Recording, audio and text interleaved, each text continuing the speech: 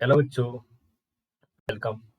यहाँ पे क्वेश्चन देखते हैं। If five of x equal to f x plus f of two a minus x and f second derivative x is greater than zero, a greater than zero and x zero to two a, then five of x increases in a to two a, five of x increases in zero to a, five of x decreases in zero to a, five of x decreases in a to ए। सबसे पहले आपको यहाँ पे ये पता करना है। तो फाइव की इंक्रीजिंग डिक्रीजिंग के लिए आपको फाइव के डेरिवेटिव पता करना पड़ेगा। तो फाइव का डेरिवेटिव निकालते हैं। ये आ जाएगा हमारा एफ का डेरिवेटिव माइनस एफ का derivative two a minus x. अब हमें गिवन क्या है? तो हमें गिवन है कि फंक्शन का second derivative greater than zero है। तो इसका सीधा सीधा ये मतलब है कि हमारा जो फंक्शन है उसका डेरिवेटिव इंक्रीजिंग होगा। कैसा होगा? ये इंक्रीजिंग होगा। और अगर ये इंक्रीजिंग है तो इसमें अगर हम x1 ग्रेटर देन x2 रखें तो इसमें इनइक्वलिटी भी इसी टाइप से आगे बनेगी। ठीक है, तो ये डेरिवेटिव से रिलेटेड।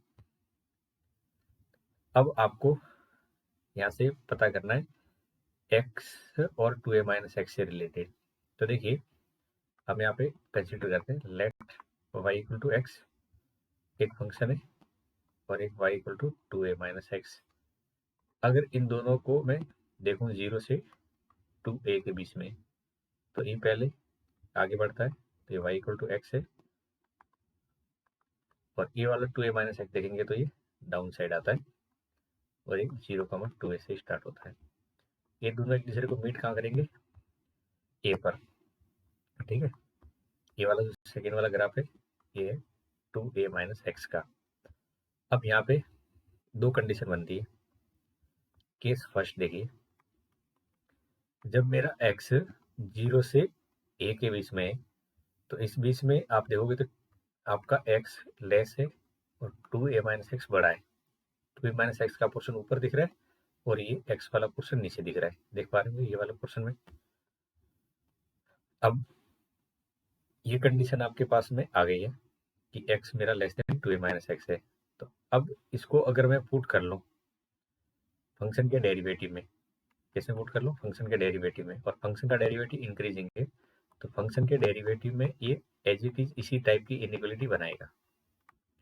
ठीक है, और अगर ये इस टाइप की इनइक्वलिटी बनाए तो इनका जो डिफरेंस है वो क्या होगा? लेस देन जीरो बनेगा। और इसका डिफरेंस है वो आपको यहाँ पे दिख रहा होगा। ठीक है, तो ये डिफरेंस क्या है मेरा? यहाँ पे देखो लेस देन जीरो है। तो मैं कह सकता हूँ कि जब मेरा x की वैल्यू जीरो से a है, ये वाला केस में, तो उस केस में फाइव का डेरिवेटिव क्या है? लेस देन जीरो है, और फाइव का डेरिवेटिव लेस देन जीरो है, तो इसका मतलब है मेरा फाइव एक्स क्या है? डिक्रीजिंग है। ठीक है, तो जीरो से a के बीच में, ये जीरो से a है। ठीक है, तो जीरो से a के बीच में फाइव कैसा डिक्रीजिंग है? तो सी ऑप्शन करेक्ट हो जाएगा।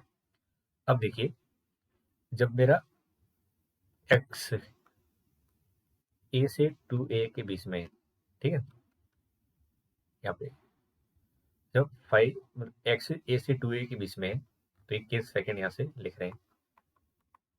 तो देखो, x की वैल्यू a से टू ए के बीच में है, तो उस केस में मेरा x का वैल्यू ज़्यादा हो जाएगा टू ए माइनस एक्स से, तो उसके फंक्शन के डेरिवेटिव में भी ये इसी टाइप की इनइक्वलिटी बनाएंगे।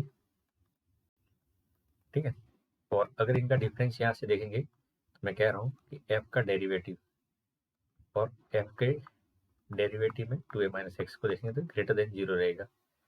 इसका मतलब फाइव का डेरिवेटिव ग्रेटर देन जीरो है, और फाइव का डेरिवेटिव ग्रेटर देन जीरो है, तो फाइव कैसा हो जाएगा? ये इंक्रीजिंग हो जाएगा।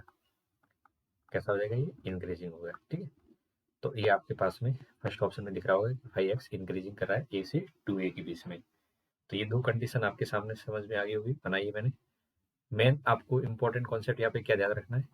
ये रखना है कि ये एक्स के अकॉर्डिंग इंटरवल किस तरह से बनाए हैं। Thank you.